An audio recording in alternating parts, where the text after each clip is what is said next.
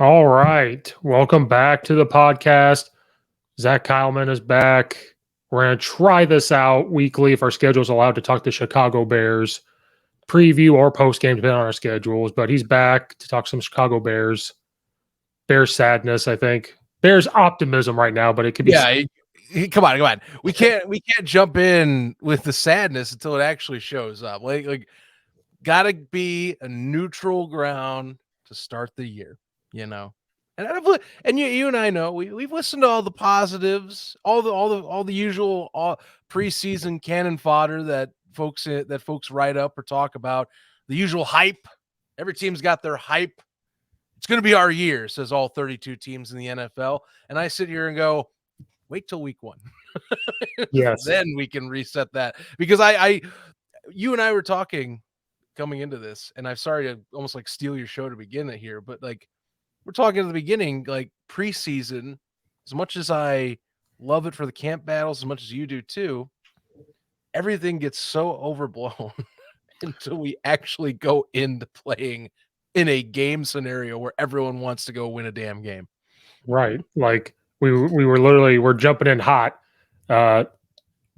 We pay attention to fall camp. We pay attention to all that. And I came in optimistic because everybody, whoever is listening, the tens of people that listen to me talk, I wasn't big on Justin Fields, but he's a quarterback that's not going anywhere. So I had to be positive, and we talked about, and we will talk about how you use him and how it should be he should be utilized. But I was optimistic. But then I get frustrated when I get on Twitter and people are like, "Look at this dime he's throwing," and I'm looking at it and I go, "This is a 7-on-7 in their practice." Or it's a practice where they can't hit him.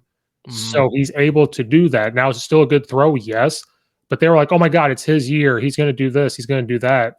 And I'm getting frustrated because I'm like, you're overhyping this right now because every quarterback looks like this right now. Pretty much. Every single one. And I'm like, and then like you said, then we get into the preseason and Bears, I think, went undefeated. They won all their games and it was like, oh, that's cool. Yeah. But it's preseason. Now it's positive, but like it's preseason. Right.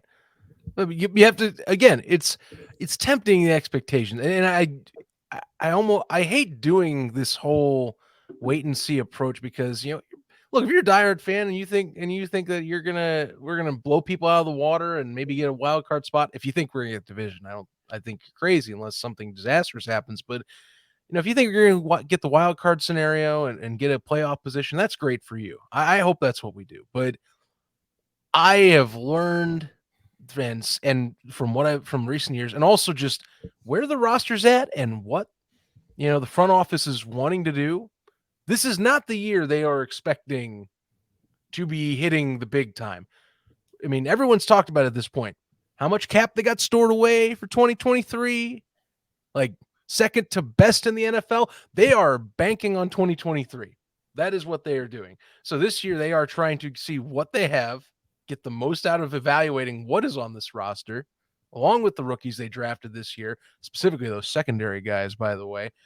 And then, then spend like crazy. This year, though, like I said, if I'm going to go optimistic Bears fan, I just want a wild card bid. Give me a playoff bid because this roster, that's all I would. If we got there, that means we got really far along the track towards what I think is rebuilding. People won't say it. To me, it's rebuilding what we had a few years ago. That's how I look at it right now. And I know this isn't breaking news because it was on there a while ago. I just opened up Twitter. It says Steelers QB number 1 is Mitch Trubisky. Oh, yeah. Look at that. Speaking of. Good for him, I guess. Good for him. Yeah. But anyway, I didn't even promote all your 8 podcasts. See, we just came in hot and heavy. We didn't even promote. You don't have to. I mean, we can do that later. I mean, if you want me, I only really got 2 I do anymore. Sadly, Gridiron Gallery has kind of been put to the retirement at this time, or I guess more of a archive, but who knows? Maybe that'll get revisited a later date. Otherwise, I do a USFL podcast. So, I talk a lot of United States Football League. Good league, by the way. You should check it out. Season 2 is coming up next spring. Draft coming up this fall, by the way, as well. So exciting times ahead. And it gives me chances to evaluate possible talent for, the Bears to look at. Which honestly, there were a few guys I was hoping they would look at. I digress. They didn't, whatever. They did get one person on there, by the way. DeMarcus Gates is on the practice squad. I thought he should have made the starting roster. What do I know? And then I also do Inside the Walls. It's arena football show, National Arena League. If you haven't checked out arena football, you should. It's pretty fun, fast-paced game. We're talking like 50, 60 points a game for each team is pretty normal. So, yeah, those are kind of what I do on the side, non-NFL season. During the NFL season, though, it's usually you and I.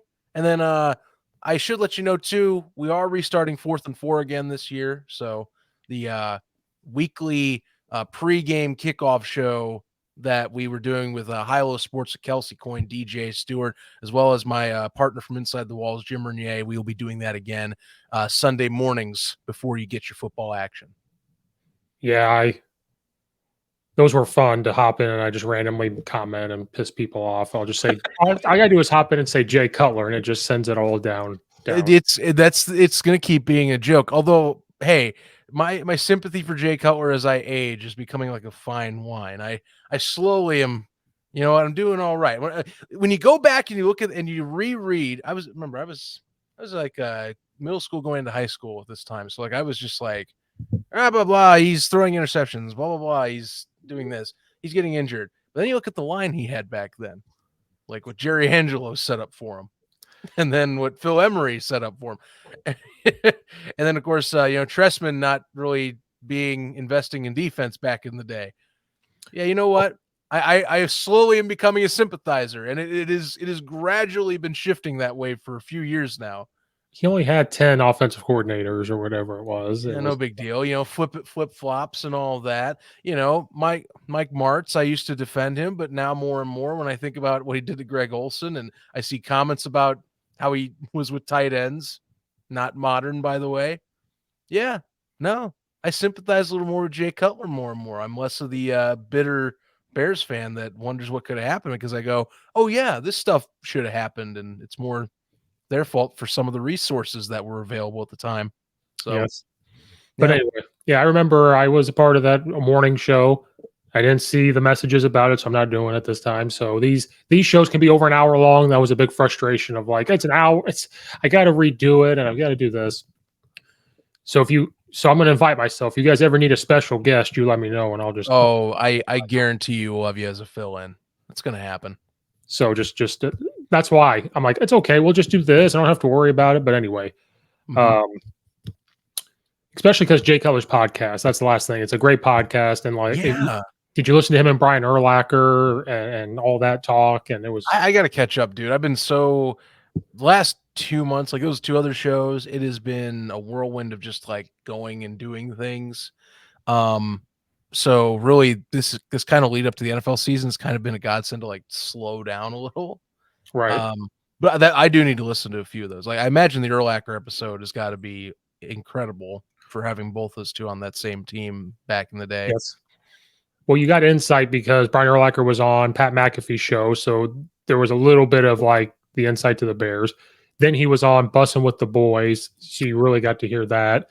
And then all of a sudden, Jay Cutler posted it one day, like, "Oh, my talk with Brian Urlacher," and I was like, "Oh my god, I have to listen to this." He was on a media tour. That's what that sounds like. Sounds like his agent kind of said, "All right, let's get you here, and here. Get your face out there for a little exposure." Yes. I mean, he's not on the because he's not on Fox Sports 1 anymore doing that basically the Sports Center clone that they used to be doing. Right. Yeah. He's not on that show anymore. But it's a nice insight to the way Brian Urlacher thinks about his time with the Bears, and they obviously ask him about now, and it's real funny his comments on it. Like he goes, "I don't know shit about what they're doing now." Like he's like, the only thing he brings up is, man, they probably win if they had Lovey. Like that's all he ever says is if they had Lovey. Of course. He goes 10-6 and they fire him. And so I bet he's like that. I mean, I think that still is kind of nuts is, we've gone down this long and winding path, and I understand like I kind of look at Lovie Smith anymore the way that I guess maybe how people saw Tom Crean back in the day with IU for a few years ago with IU where, he had that good season every now and then. Right. Like, Like it'd be like 3 season spans. Like you'd have 2 garbage years or so, and then you get a really solid playoff caliber year, and then it would go back and cycle over again. You know, defense was always there, but it seemed like offense, it would just like it would spark at the right moment and then would go and hit the doldrums again, or an injury would hit, you know. And then, you know, they won 10 games out of their 16 back in 2012. However, the asterisk was they started out 7-1 and were looking like they were going to be a dominant NFC power that year until Jay Cutler, I believe, was fractured his thumb. And Yes. after that injury, they fell apart. Minnesota rallied and beat them late in the year. They took the wild card seed after, again, Adrian Peterson almost broke the rushing record against Green Bay to seal the deal for that game. Yeah, I mean, probably was frustrating seeing that happen, and it sucks. And looking back, I still am like me younger. I was upset about it, and honestly, hindsight is 2020. Yeah, we got 2018, but I almost kind of wish we would have stuck with them for a little longer because I mean, we went through a garbage road after 2012 to get to this point that we're at now. Yeah, I always said that 2018 season was great, but it was also bad because then the high expectations were like, oh, well, we got to do this all the time. And here we are. This is where we're at. This is the trust level, you know. You and I obviously not very trusting until it actually shows on field, you know. Practice control quality, on field production. They're two different things. You can't equate them the exact same way. And this is where we're at. Right. That's why go ahead. I was gonna say that's why now we have to do what is the hardest thing, tearing apart and breaking down a week 1 matchup when there's uncertainties on both the teams for the week 1 matchup. Yeah, because I was going to say, like, watching the stuff on fall camp, watching everything going to the preseason, reading the articles about Eberflus and the players saying these have been the hardest practices they've had in a long time. And you read that and you want to be positive about it, but there is trust issues in saying, like, you know, oh, does this mean we're going to be good? Does this mean we've been in such a bad spot? And then was it Mooney or whoever said they've never done a scramble drill before and stuff like that? They said that, like, they never did it in you know, the last few years. And so I'm like, oh my gosh, they never did a scramble drill with Justin Fields and Mitchell Trubisky. Does that explain a lot? Is that true? Are they just talking bad about their old head coach? Like, but you're right. That then we got to sit here and go, okay, they've broken everything down. We've had interesting things. Roquan Smith. Yeah, that's so weird because I just looked. I'm sorry, I had to stop and double check. Yeah, Darnell Mooney said that he and the rest of the team did not do scramble drills last season. Yeah, with Justin Fields, they didn't do scramble drills with him. Yes, man. How do you? How that's a sin. That's a coaching sin right there. Yeah, high schools we do it, and I'm like, you're in the NFL. You have to work on scramble drills, especially with a quarterback that can move, that can run. Yeah. Like Matt Nagy was that was a whole nother, you know, thing. But yeah, you know, then we have a nice preseason, you know, 19-14 of the Chiefs, 27-11 with the Seahawks, 21-20 with the Browns, and everybody jumped up and down. And I'm like, you realize the Browns situation they're in right now, right? Like we understand what's going on. That's not something you jump up and down about. The Seahawks, you know what situation they're in. Don't jump up and down. They also held out, and for the Browns' sake, for example, I don't get why. I guess I kind of do, but like, if you know Deshaun Watson is most likely going to be suspended week 1, why are you trotting him out there to play anytime during the year? Like Jacoby Brissett should have been in the preseason starting week 1 through 3, and they trotted him out. They trotted out Watson 2 weeks in a row. And then went, all right, Jacoby's our starter anyway because we still have that suspension. So now we're going to play him. I mean, look, talk about silly. I don't know. I couldn't believe Kevin Stefanski even did that because it's just a waste of time. Unless they honest to God thought that he was in the clear because of all of them getting dismissed, but they still had 4 or so cases left. And I'm like, First of all, they should have signed him. That's a whole other issue. Well, yeah, I mean, we could go into a whole separate show that's not Bears related on that whole signing, but it's been beaten to death. You all understand what is going on with that. So stay away from massage therapists, people. Don't get 32 of them and stay away. Anywho, be a better person, okay? That's all we ask. But anyway, yes, of all this stuff that has happened in the offseason, Roquan Smith and his contract disputes, and you were talking earlier about this defense has been gutted. Besides a couple of players, it's been gutted. The offensive line has been in question. You had our draft pick last year and Tevin Jenkins not come out for a while and everything. And he was possibly going to be traded for a minute. Possibly going to be traded, and you have all this stuff going on, and so it's become a big question mark. But people are positive. You had the perfect thing before. People had their pitchforks and everything. Now everybody's like waving this thing of like, we're going to be good. It's the beginning of the year. Everyone and everybody's going to be hyped up as we're going to be good. This is the typical beginning season sports mantra. There's a big curtain in front of you. You don't know what's on the other side, but you have to assume that something is, because the team's going to be telling you behind the scenes or on the side of the curtain, it looks great. We're going to have the best damn show in the league. I promise you. It's going to be fantastic.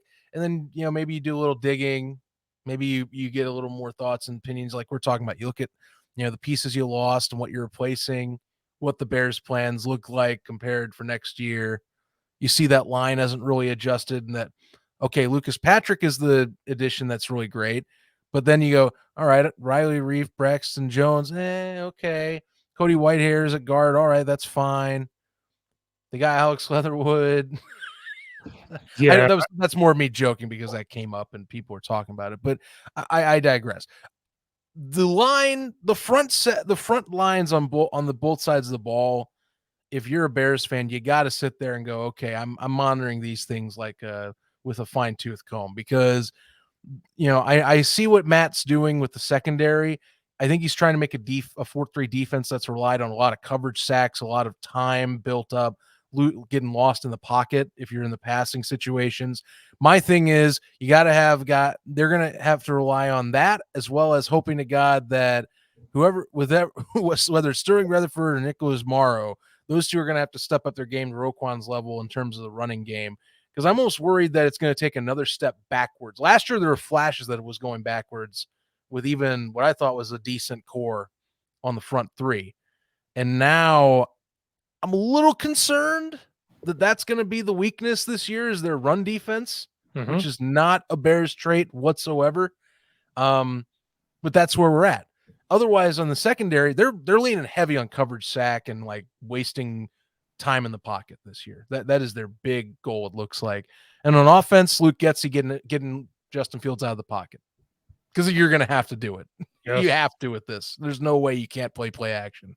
It's kind of like two podcasters and Bears fans have been saying this for about a year and a half now. Yes. Since we decided to get on podcasts on here. It's like somebody has said this at some point that we need to do that. And then like Doug Kramer getting hurt that they drafted from Illinois, that hurts. That really does. I don't think people realize that he was going to bring a depth to that, if not compete for some playing time. That hurts the O-line. Tevin Jenkins' inexperience hurts still. We don't know how his back is going to hold up.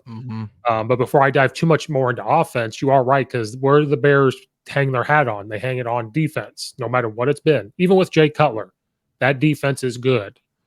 And where have they been good? They've always had a great interior defensive lineman, some outside backer / defensive end type, and a good safety. They've always had somebody, whether it was Peanut Tillman, whether it was Brian Urlacher and Lance Briggs, whether it was, Khalil Mack and Robert Quinn and everything else. Now we don't have a huge interior defensive line anymore that's going to clog everything up. And switching to that 4-3, it's still an adjustment that they have to make. And do we have big interior line to say, okay, we're going to demand double team somewhere, and they might just double team Robert Quinn, base block everybody else, go after Roquan Smith, then say your two other backers who are inexperienced have to come up and make a play. Eddie Jackson's going to be on an island trying to cover their best guys somewhere. He's going to have to shadow. Now they all have to step up and make a play. So it is a rebuilding year, especially on the defensive side, like big time. I'll tell you, Al-Quadin Muhammad and Travis Gibson. I mean, especially Gibson. We've known for a minute. He has quite the potential, and he's been an excellent rotational pass rusher since he's come in. Muhammad also, he had showed flashes with Indianapolis, and there's a reason why Matt brought him in. You know, that's a trusted front four, front three guy you can have, and I think there's potential on that side. I just don't know if you're going to be able to make up for it, because I mean, they got rid of Mac for the fact that he's on the back end of his deal. He's going to be really expensive, and he was pushing early. He was in his early 30s and was getting, to me, if this wasn't the other part, but arguably to me, he was also getting more injury prone as he aged. And yes, I think that was starting to become a little bit of a limitation to what the Bears could do. Robert Quinn last year, they finally got, I mean, it's funny, night and day, year over year, because the year prior, I was saying it was the biggest waste of money the Bears had made in previous years offseason, was spending like $10 million per sack for Robert Quinn, because he only got 3 in 2020. And then come 2021, he breaks the Bears sack record, topping the great Richard Dent. I'm like, okay, fine. That's great. Good. You obviously retooled yourself. I'm hoping that we keep seeing that, but like you're talking and like we're talking, part of the reason that worked was because Khalil Mack's on the other side of the field for part of the year. Now, credit, even when Mack was knocked out for some weeks, he still had a motor and was able to get around. Quinn's a speed rusher. He's a good speed rusher. I just hope that teams aren't going to look at that and go, all right, he's the guy we got to stop. Because I mean, besides that, maybe you go, if Gibson's in, okay, maybe we have to be a little more worried on how we handle one-on-one situations on the opposite side.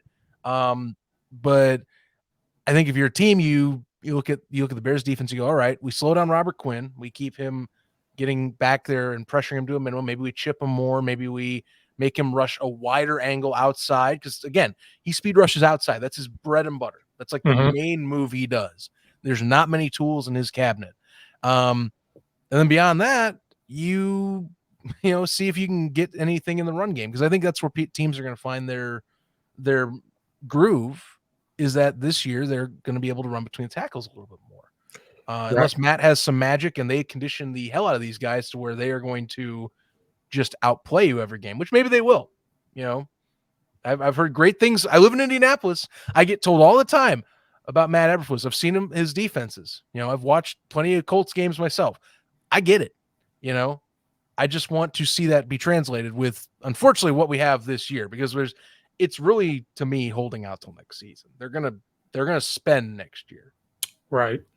And also think about the defensive line. You had Robert Quinn, you had Khalil Mack, and then if healthy, you had Akeem Nicks clogging up the middle. So you did have to make a decision on who you were going to get.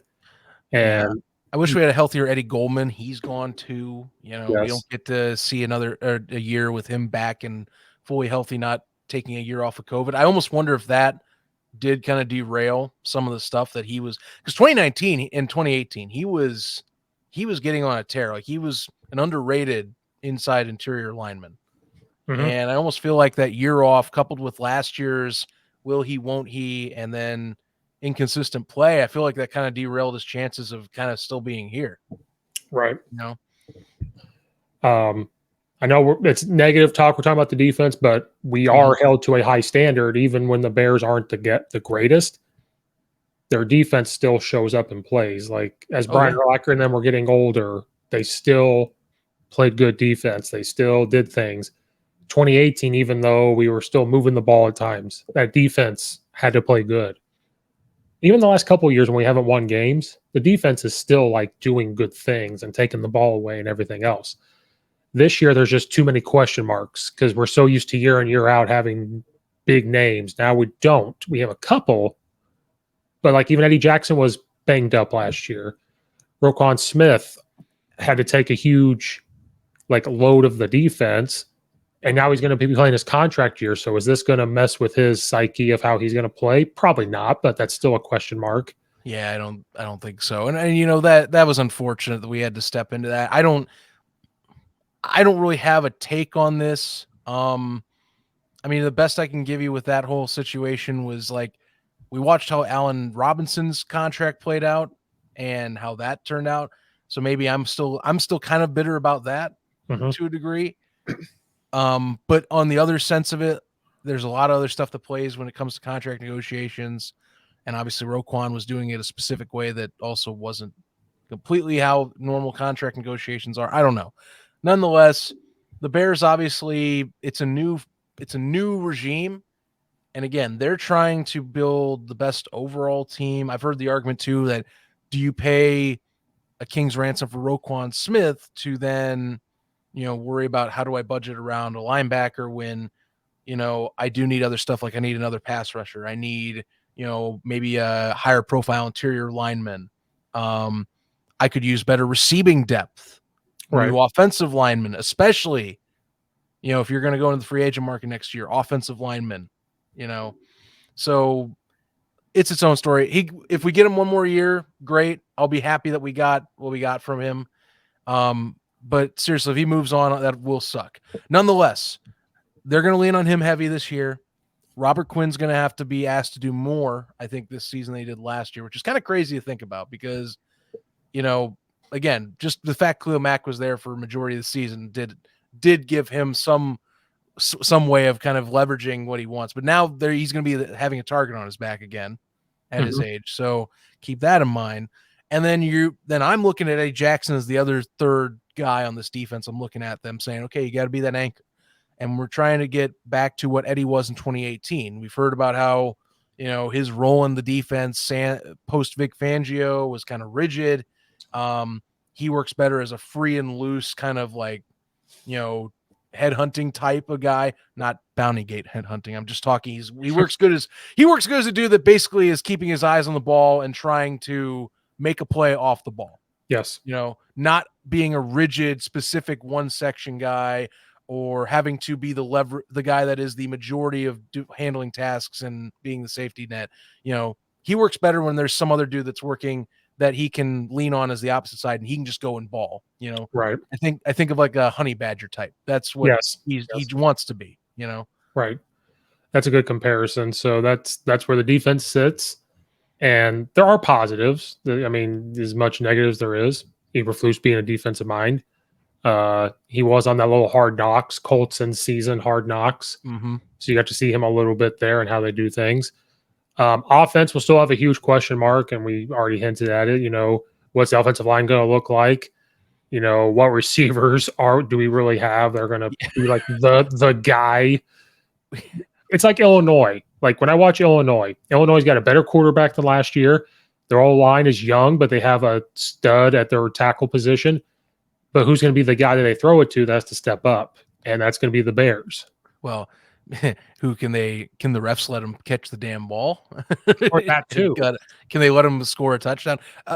I'm sorry to bring that bad memory up. I just still find it funny. We're over. The podcast is done. We're over. Hey, look, my neck of the woods, IU fans, I sat in the bar, watched that game, and they lost their mind. But I also sat and go, oh man, one touchdown off the board. We could be talking a completely different game right now. Hey, at least we didn't do what LSU did. But anyway. Oh, good God, no.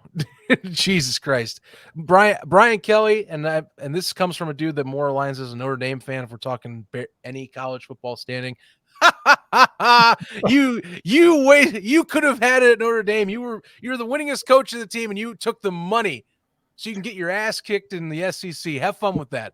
He wanted to beat Nick Saban. That's why he went to the SEC. Sure he did. I know you're a Nick Saban fan, but I just find that hilarious. Like the Brian Kellys, the Oklahomas, the Texases of the world. Oh, we're going for the money. You guys are gonna suck.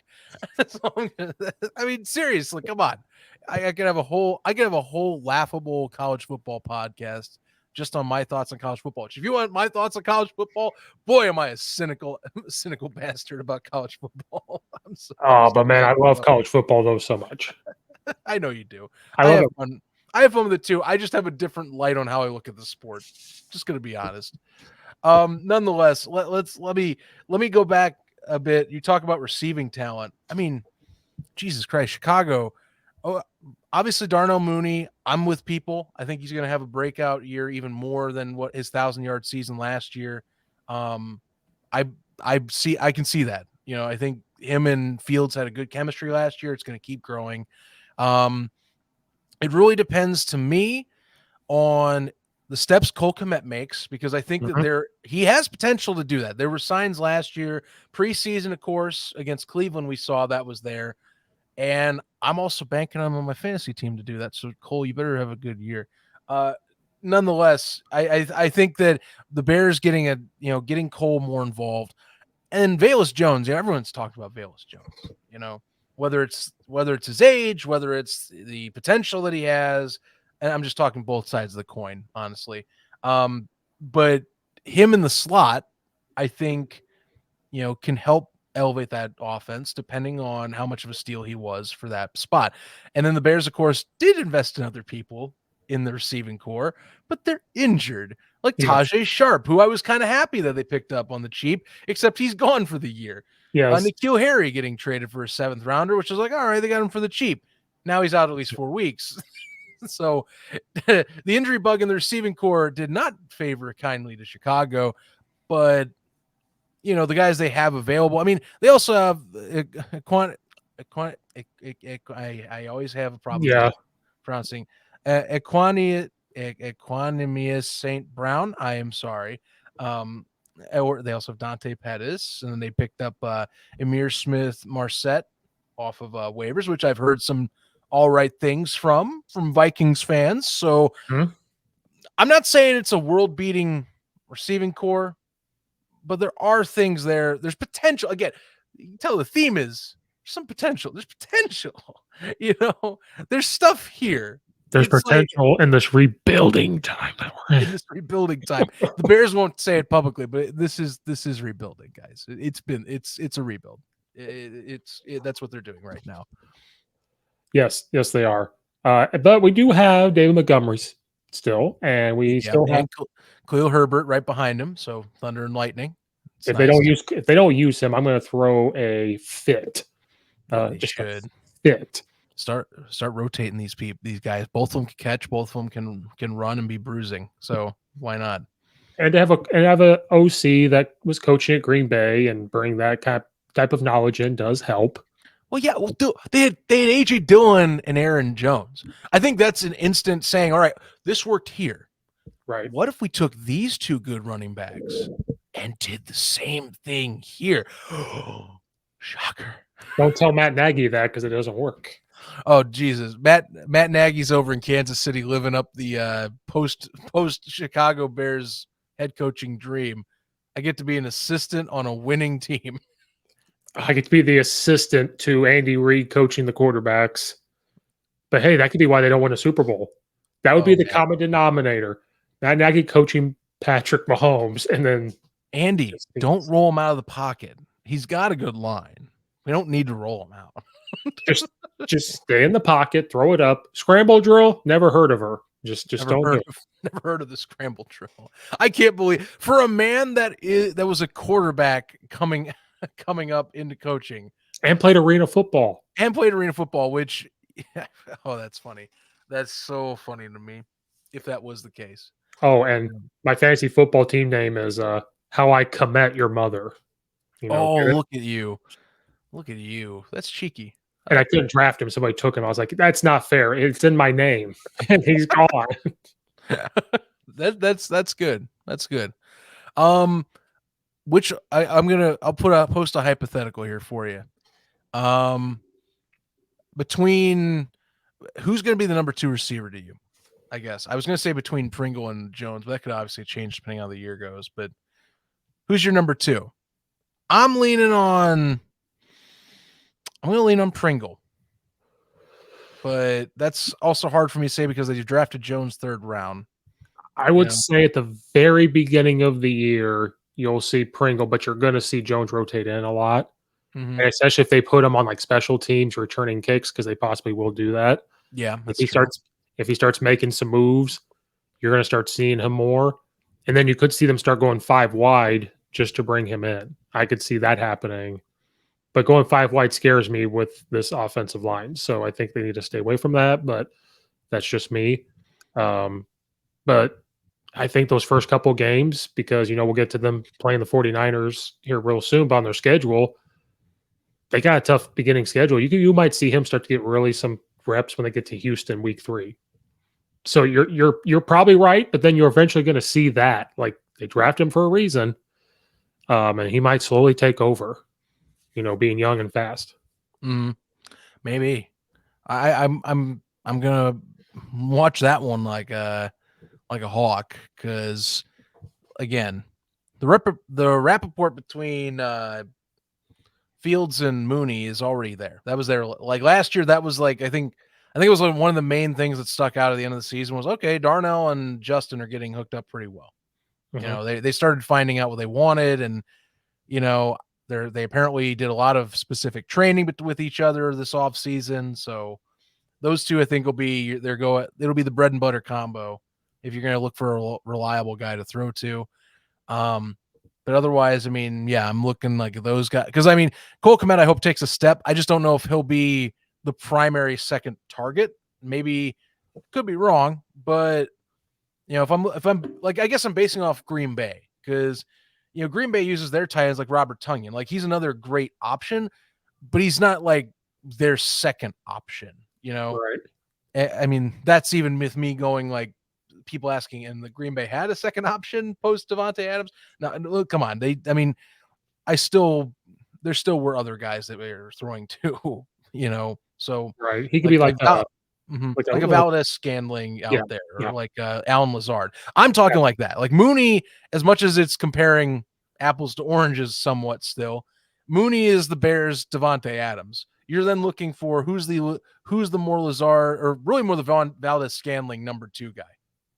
I was getting ready to say, like, Jones could be kind of like the Lazard, like, making his way into that and like making some catches, especially against like a Houston. And then all of a sudden it's like, oh, maybe he can catch. Oh, he's pretty shifty. And then all of a sudden he's the one getting screens. He's the one getting the short pass game. He's the one running scramble when he's rolling out, and maybe he goes deep now, or all that stuff. So, or we hope Jones is a in prime Randall Cobb, yes. I think that's also what I could hope for. Because I mean, he's going to be your primarily your slot guy. So that's another theme with being a Bears fan at the very beginning is hopeful. We hope. Yeah, this happens. I mean, it's fair, and it really that leans on the offensive line. I think, again, can they do what they need to do? Run game, they can run block. Run block's easy. Run straight ahead and beat the other guy on the opposite side of the line. For the most part, the pass blocking, the pocket formation, the recognition of the twists and different maneuvers, that is the thing. And how much are we rolling out Justin Fields? Is that pocket going to develop well enough to where Justin is a pocket passer, not having to hope that he's getting an alley to run out of there?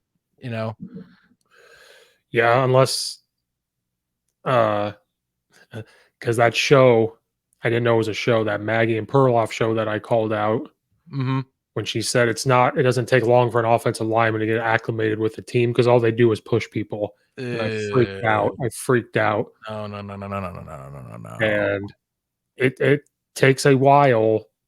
I don't know. That's a whole other thing. But yes, offensive line wise, for the Bears, they understand their run game because we ran the ball decently. But you're right, where they struggled was they only could run certain run plays, and then pass protection. And then when they didn't do 6-man protection, they wanted to just leak out the running back. I think because of coming from Green Bay, they had to protect Aaron Rodgers and, doing chip blocking and moving the pocket. And I think they will. And that's where Justin Fields will have success. You keep having him drop back and throw it. Yeah. During the preseason, did he throw some dimes in the games? Absolutely, he did. But when you're going against full strength 49ers, when you're going against full strength Buffalo Bills later on, like that type of stuff, are you going to be able to make those throws consistently? And you saw it. I don't know if people watched the Ohio State Notre Dame game. Ohio State quarterbacks all play the same. They sometimes look really, really, really good, and they're throwing dimes. Then there's times they overthrow posts by 10 yards. And that was happening against Notre Dame. CJ Stroud struggled. And that's just what happens. Justin Fields, it was a one-read quarterback. Then there was times he was on fire, and it's going to continue on with the Bears. But if you do zone reads and have him run, roll out of the pocket, give him screens, give him short, quick game, then he gets confident. Then he opens up in the intermediate game, and that's where they'll be. But again, the receivers have to do their job. And they're just all going to look at Mooney. They're going to look at him and be like, that's the guy. Komet dropped passes last year. So they're going to sit there and say, you have to catch passes. And that's where they're going to be as Chicago Bears fans. I do think you're going to get I'm going to transition a little bit into our game preview in a way. Yeah, we need to get there. But I guess I'm sure we can just dive in right now. Why not? Because I do think if we're talking offense, like if we're talking Bears offense, at least I believe you're going to get a reasonable test, or at least what you can expect from Chicago, I think, in week one. And I know San Francisco has a few questions, and Trey Lance, that's kind of a similar deal. He's going to be its first full year behind center. He had preseason action that he was looking, solid to all right with, but now he's going to be in front of, real game time scenario. Thing is, he has arguably a bit better supporting cast than, say a Justin Fields, and a bit much better line than Justin Fields does on his side of the ball. So, I think both sides of the ball for the Bears you're going to get good litmus tests of, okay, how good is this pass rush, for example? How quickly adapted are these secondary guys like Brisker and Gordon in particular, which, I mean, Brisker, had made an impact in the preseason. I mean, that was the most I had heard, was Brisker and Jackson were looking solid during the preseason. So the safety play, I'm loving the sound of it. That's what I want to hear. They're going to blanket. I like it. But now you're going to get real-time scenario. And then, I think for the Bears offense in particular, the 49ers did lose a few pieces in the offseason, but they still have an imposing front seven. It still is a really formidable group. I mean, Kyle Shanahan's group guys, we know at this point, you can have them where most of their rosters knocked out for the year. And that can happen. Kyle Shanahan teams, it just seems like they have that one year where they will lose like a quarter of their starters, but they will still fight like hell. Like that is a good, well-coached unit every year. So yeah, really good litmus test for the Bears. If you're a Bears fan and you're wanting to see like where maybe you stack up, because I mean, San Francisco, remember they were with most of the roster they have right here. They were on the doorstep of getting to the Super Bowl last season. Yes, against LA. So keep that in mind. This is no slouch of a team to go against week one. This is a good test to see where you're at for 2022. Yeah, because I know Mitchell's still a little banged up at running back for them, but if he comes in healthy, that will be a problem. Deebo Samuel is still questionable. Now, when they say questionable at the beginning of the year, are they really out? It's just kind of a like, oh, they're a little sore. They're, but still. Now, where San Francisco is going to be interesting is you have Jimmy G now as the backup because they couldn't trade him because of his shoulder surgery. What's going to happen? I'm not saying it's going to happen to the Bears, but it could. What if he throws like 2 interceptions? Then are people going to start yelling Jimmy G, because he's right behind him? Right. The guy that took you to the doorstep last year, even though, yes, he wasn't always the main guy. Again, Garoppolo, I know he hasn't been as flashy with that big contract, but he still has performed. So you do wonder. And like we talked about, this is Lance's first season where he's getting the whole 9 yards of the main saddle.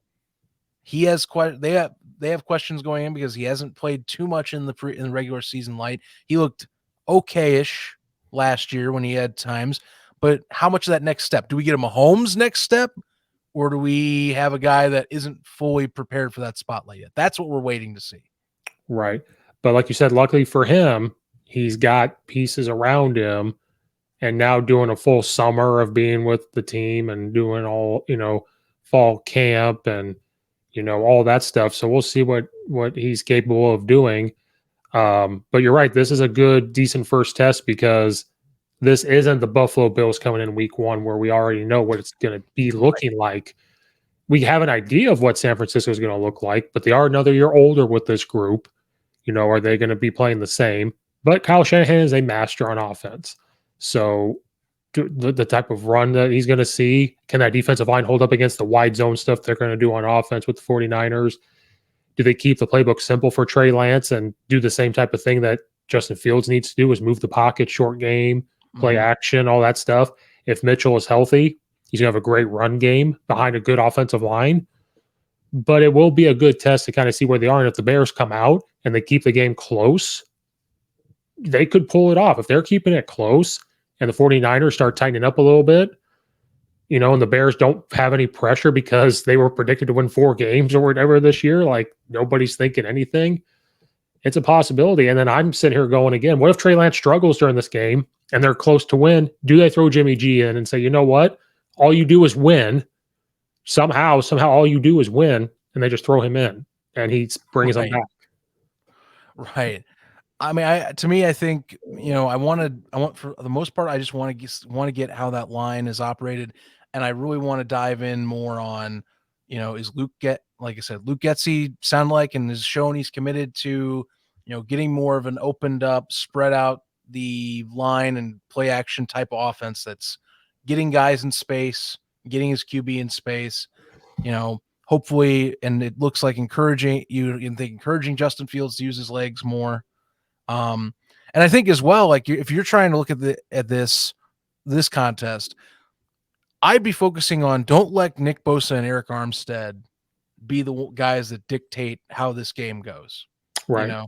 Because I think, those two are going to be who I think will make or break how this contest goes. Because obviously you want to avoid the pressure as much as you can, which play action easily can do that if it's executed properly. I mean, there's also the play action that's disastrous and the guy's gotten through and blows you up, and you don't want guys just messing up their assignments. But if you execute it correctly, you get them rolling out of the pot, or bootleg, I should say. I've been saying play action, but bootleg in particular will help you a lot in that regard.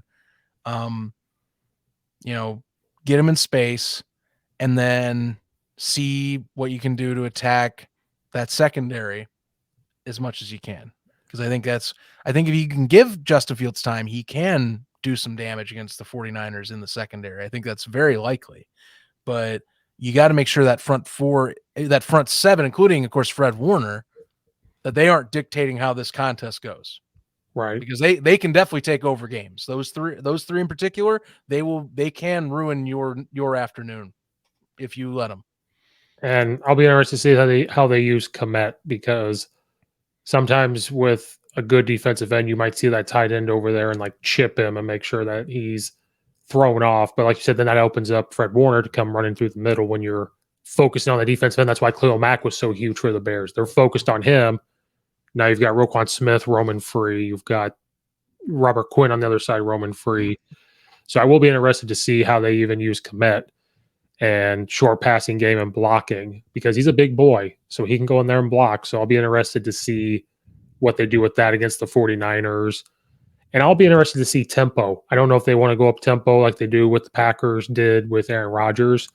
I don't see that happening, but they could. I hope they do a little. I if they're comfortable enough, I hope that they can. I hope so too. And then, defensively, I think you have to really confuse Trey Lance. I think coming in with, even though we have new guys on defense, Eberflus will come in and say, all right, we got to change up what we're doing. We got to look a little different here and there to get Trey Lance confused. He's new. Mm-hmm. And I think they have to try to make Trey Lance beat them. I think if they sit there and say, you know what, he's just going to have to pass on us, take away the run game, be physical with wide receivers, and just say, you know what, he's going to have to beat. Trey Lance has to be the reason they beat us on offense. Right. That's a good, I mean, I cannot say you're wrong, because I think that we know at this point that, Jalen Johnson's going to lock down whoever's on his side. I mean, he, as we saw last year, if he's targeted, he's either going to make it a hell of a fight for you to get the ball, or he's been showing that he is indeed that number one option that they picked up 2 years prior and has been worth that draft pick throughout all the way, that second round. So, he's been a great pickup. And I think they are hoping that, Kyler Gordon is going to be that other side lockdown corner. You know, Mm-hmm. really, I think that's what we're going to be testing out is, okay, you know, is Kyler going to be that opposite side, that opposite side of Jalen Johnson's like yin to yang? Because yeah, that'll make Trey Lance's day a living hell, because if you are slowing down what options are available, again, what does this do? It designs it so that the pressure creates that. I'm sorry, didn't say pressure. It designs it to where the secondary helps then create the pressure Mm-hmm. for that defense to then make it a living nightmare in the backfield. So the design of this defense for 4-3, it is a little bit baller on a budget right now, Mm-hmm. but they are banking hard that secondary is going to make it hard for defenses or for offenses on the opposite side to kind of pick apart what's actually available, you know. Right. So that's what it's leaning. And then beyond that, you have to hope that they're game planning to, like you said, stop Elijah Mitchell, you know. Yes. So that Yes. way, well, or Deebo Samuel, any of the tricky inside runner RPO concepts that Kyle Shanahan loves to use with his offense, you know, especially Deebo being the gadget receiver archetype that he is. If he's moving anywhere on the line, if he is motioning anywhere, you hope to God that they are ready for it, because they will find a way to make it to where it'll be devastating. So I do think that pressure's key. The secondary play is going to be the one that'll make or break you. And it's kind of a toss-up. I actually find this game as a toss-up because of that. You know, Trey Lance, the uncertainty of what Trey Lance will be week 1, I'm kind of iffy on.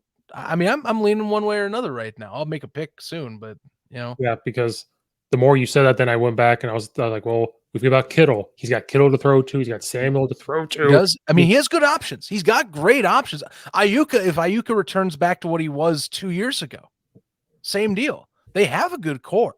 But I just think, you know, if the Bears secondary is as well built as we are getting it hyped up to be, then this makes for a much more fascinating game than what has been talked about just by looking at the 49ers offense. Right. So maybe the Bears are really going to bank on this game of maybe they have real confidence in their front four, at least on the line, saying if they can plug up the middle and everybody getting coverage can really bang with the receivers.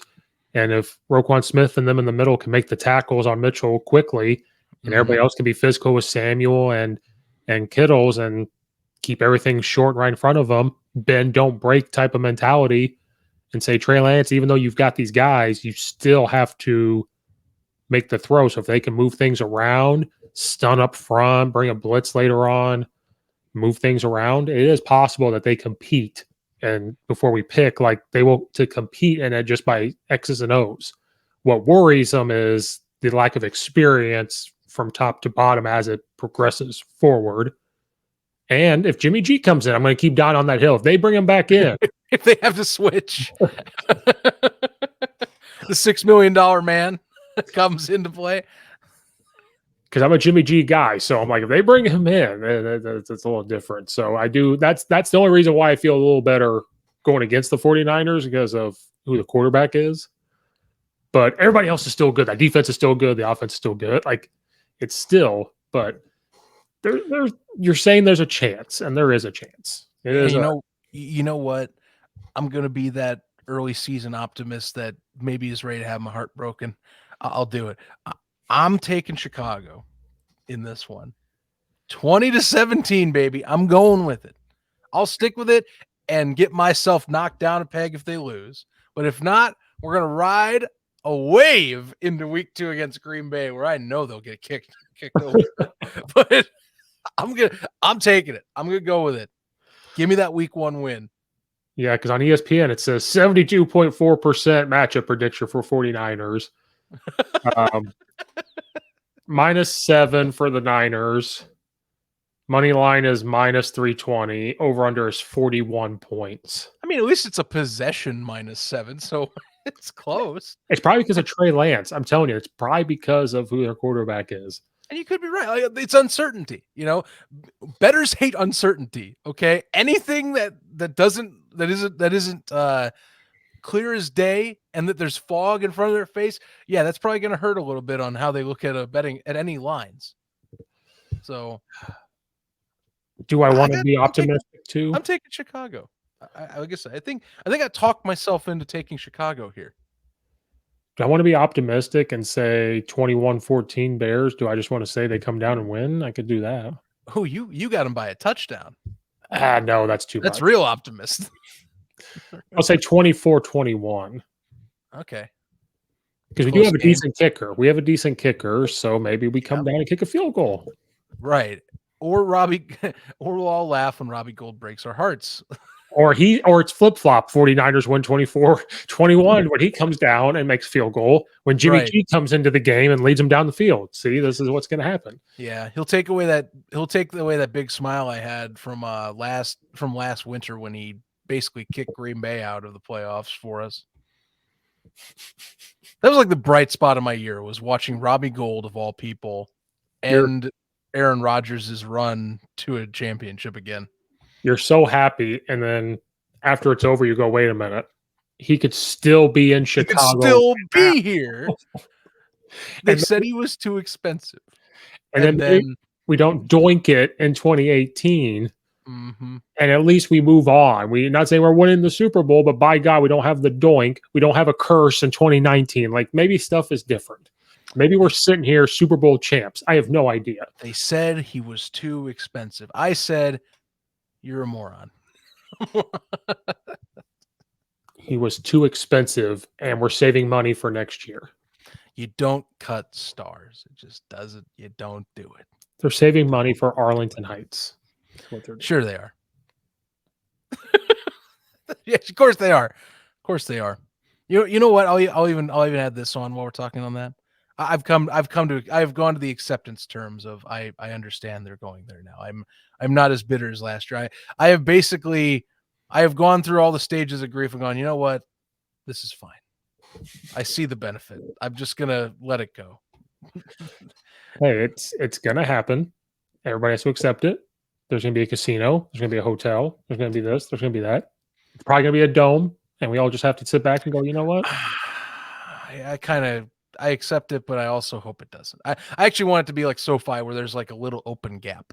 I was going to say, I almost think what they should do is retractable domes. That way, during football season, it's forcing people to come up and still play in the snow, but you still have the roof to close, so you can host a Super Bowl, you can host NCAA March Madness, and maybe host a neutral site college football game, quote unquote. Right. Host a Super Bowl that I'll never be able to afford. No, but by God, I'll be sitting in the casino right across the street watching. Hey, dropping some money. This is gonna be my year. I'm going big. I'm taking this one home. I'll take the winnings and walk my happy ass over and buy a ticket and walk into the Super Bowl. Like, I won this. I'm coming in. Sir, it's 2 minutes left in the fourth. Yeah, this is That's fine. You know, it's a one possession game. I'm going in. It's fine. But yeah, so we have Bears winning by 3 just because of the uncertainty of Trey Lance. Yeah, uncertainty Trey Lance. And I think we'll go with, you know what, everyone says they're obviously early season confidence. Why not? Let's jump on the train. You know, well, what's the worst that could happen? We have to play Green Bay week 2. That's the worst that could happen, right? We got to play Green Bay week 2. We have actually, yeah. Let me wrap up the show with what we got in store. I mean, don't get me wrong. The first month-ish of the season ain't too bad. I mean, if you can get the win in San Francisco, you probably lose to Green Bay, but then you have Houston and New York back to back. You can be 3-1 come early October. Yeah, heading into Minnesota. Yep, and then then after that you got the Commanders. Like, that's even that one. Yeah, and then you got the Patriots. It depends. Dallas, no. Miami, I don't think so either. Detroit, sure. Atlanta, sure. New York, sure. Green Bay, no. Philly, Buffalo, no. Detroit, sure. Minnesota, depends on where we're at in the year. And what sucks is I've become a Lions fan from Hard Knocks watching Dan Campbell. Hard to not root for the guy. Dude's just intense. Just intense. So I'll root for the Lions when they're not playing the Bears, but it's still a winnable game. Yeah. Still very much alive. You know, if we can handle them last year with who we had at head coach, I would like to think we can compete with who we have now. But you know, if we do go 4 and whatever it is, Mm-hmm. there are going to be Bears fans that are going to roar up and freak out. We'll see. All depends on, honestly, if we beat Green Bay, I will be that guy where I'm going, okay, maybe we are here, you know. Because that'll be the true, like, I think, change of game pace type of thing where I'm going, all right, I have some cockiness about me, you know, because it's Green Bay. If we compete in the first Green Bay game and then we go on to beat Texans, Giants, and Vikings and Commanders, then I think you can have an argument. Wild card in our sights at that point, in my opinion. Wild card in sight, and then say, you know what, we did it with this, and then next year they're going to spend money and get some guys. You know, maybe they do trade for Jimmy G next year, and then we go to Super Bowl. Yep. The true good luck charm. See, we aren't always. It's not always negative. And do the positive. Look at that. Look. See, there's good things on the horizon. We see it. We just got to get through all the garbage again. That's all it is. There's this garbage island over the thing, and we just got to dig through it or go over it. We're trying to figure out which way it's going. There's always a positive. There's a good destination on the opposite side. But you're right. Get through the garbage first. So we're both going to be positive. I wasn't going to, then you convinced me. I was going to go with San Francisco, but you convinced me to go positive with the Bears. Anything else we missed? You know what? I mean, I was gonna say maybe the stadium talk was probably the only thing, if anything. But I don't know. I think we're good for a season primer. I think we're good. You know. Yeah, there's been no. At some point this month, they'll come out officially about the Arlington Heights place, but supposedly there's rumors they're already taking construction bids for it. Yeah, they're in escrow right now, and then there's gonna be more about what they want to do.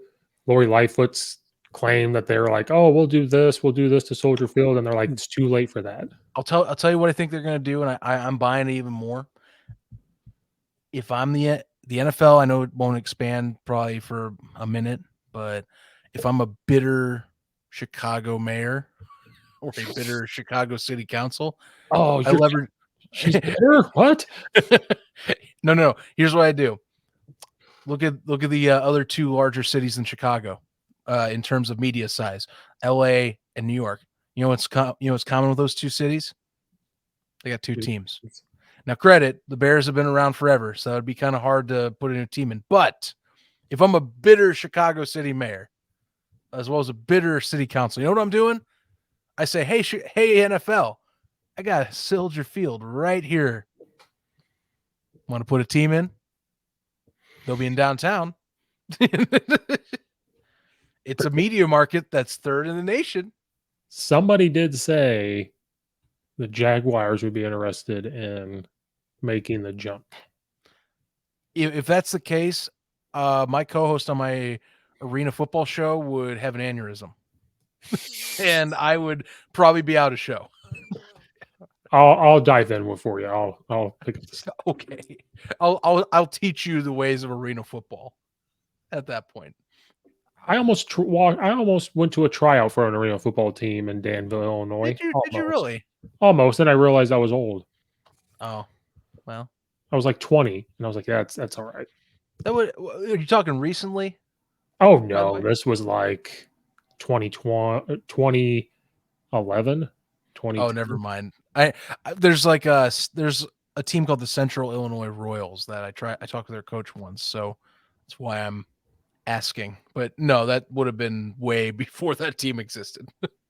Oh yeah, no, that was it right before? No, the recession was in 2008. At some point there, a lot of cuts were coming through the Arena Football League, and that's gotcha. And people went there to try out, and I quickly realized, one, I'm old. Two, they pay you like $100 a game because of all the cutbacks. I was like, nah. It's the breaks, man. It's a dedicated life to be an arena football player. Just going to put it out there. But that would be the next thing. If a team does come to Chicago, are they still going to be the Chicago Bears while they're at Arlington, or when they come to Chicago, is it going to be, I mean, I guess they could because it's the New York Jets and the New York Giants. It could be the Chicago Bears and the Chicago Jaguars. Yeah. I don't know.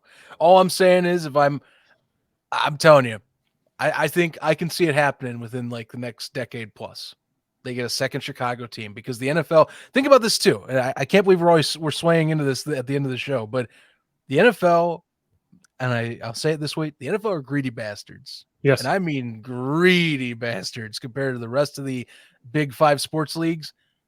I could easily see someone like a Jerry Jones go, it'd be great. What if we put another team in that big market and leverage it even harder for TV deals? Mm-hmm. I bet they do it. I bet they do it. Well, that's half of the push to go to Arlington. I mean, yeah, they'll get their money that way. But I'm just saying, you have a big 60,000 seat stadium that still has decent amenities and is in the heart of the city, that you can then get maybe fans that hate that one team but get a new fan base or something. I don't know. I mean, that's just my thought. I could be wrong. No, like that's why Chicago's going to Arlington is because the NFL wants money. So that's already proven they want money. Then, like you said, we can have even more money. Bitter Bears fans go and they switch teams. What? Do you think a team will leave where they are now to go do that? Or do you think they'll expand and add 2 teams, put one in Chicago and then find another spot to create one? I don't know. See, I don't see like you're talking the Jaguars. I've heard that rumor, but I just don't see it because Shad Khan to me kind of seems like a dedicated owner where I think I honestly think he'd be more likely to just move to London if they were to do it. Like that London rumor to me, I feel like it'd be more making sense just based on his businesses. But he did go to U of I though, so he understands. Well, okay. I mean, if we're talking that connection, I don't know. I mean, yeah, there's always been uncertainty with the Jags with that sense of like with at least that area and kind of the success, and maybe that would help with, but I don't know if it's like Montreal Expos and the MLB levels of, okay, maybe we need to consider moving these guys yet, in terms of like that fan engagement or the area of concerns with like stadium. So I think the NFL will be more likely to build a brand new team in Chicago. And then they can take the other team and put in St. Louis because there's already a stadium. Right. I mean, honestly, they could try it. I think that also is if you know what? That's going too far. Because even me being the diehard alt football guy that I am with the XFL, like St. Louis would welcome the NFL in a heartbeat back just because money. And you could still have them play those games there because they play in the spring. So that's still getting your. Mm-hmm. You could do something with that stadium, expand it, and then be like, okay, to just the only thing I would say if you did that though, if you're St. Louis, and this is just off my basis on St. Louis, I don't live in the area. I'm not a resident, obviously, but I would say part of the stipulation to get them in and maybe get goodwill, you got to get someone I think knows the local area well. Mm-hmm. It's a city that's been burned now a few times by sports teams. I mean, you look at the history of not just like football, but like basketball in that city. Yeah, it's kind of in a place that teams have come and gone. So like you got to like really build some goodwill if you're going there. Just make Kurt Warner the GM. There you go. That would make things real easy for people. Don't trust him. GM Kurt Warner here, encouraging you to buy your season tickets now at NFL.com. And then subscribe to NFL Plus. And then subscribe to NFL Plus for $4.99. Which I thought about getting just for the coaching thing, the all 2022 film. For $5, I might do it for that. That actually might be my sell. Is not the preseason, but the all 22 film. And I'm the guy that's waiting. I want other people to get it first, And then when they tell me about it, then I make the leap. You just don't want to be that early adopter, made a mistake type of thing. Right, because when people jump on that, like I didn't get Disney Plus right away. Mm-hmm. The only reason why I got it was because of COVID. I was like, well, there's nothing else to do. Might as well pay the $80 for a year. Okay. And so I'm that guy. I'm the guy. But anyway. But yeah, positive on the Bears. I think that's it. I think we're wrapping that up for this Bears season. NFL's back. College football's back. Woo! Yeah. Then it will roll right into XFL and USFL coming back in, and arena football, and it'll just keep going. All year football. My dream has been realized. I don't have to miss a day. Every week I could have a football game. You'll never have an off season. It's glorious. This is my life now. Our life now. Well, Zach, thanks for coming. We'll try to do it each week, depending on schedules. And by our schedules, I mean mine. It'll be mine because it is what it is. Yeah, we'll figure it out. Try to do this weekly. It might be a segment. It might be the third segment. We have my normal podcast. I have my Geek Corner one. Then maybe we'll do a third one. Who knows? Who knows? All right. But thanks for coming on, guys. Check out his podcasts, all 8 of them. He has a lot out there. You crack me up. But then be on the lookout for what's the Sunday morning one again? 4th and 4. We'll be bringing that back. That's going to be it'll be live streamed. It should be on Twitter, Facebook, and maybe YouTube. Channels are pending because we don't really have a dedicated channel for it. I think it's going to go through Hilo Sports, but I could be wrong. We'll see. All I know is I'll promote it on my Twitter, which you can find at Zack Keilman, and I will share it on there. So stay tuned for that. Coming this Sunday morning, 10 a.m. Eastern time. It's too early for me. Maybe I won't be up. Oh God! Sunday's my time to sleep. We'll see. We're actually having our production meeting this week, so we'll let you know. Might change. Might be 11. You might be able to get up. But if you need a guest, I will wake up for that. Oh yeah, no, I'll knock on Twitter. All right. Well, thanks for coming back, talking Chicago Bears. Check out all Zach's podcasts, Twitter. Be on the lookout for all that stuff. Football's back. It's the best time. Football's been here, but NFL's back. College football's back.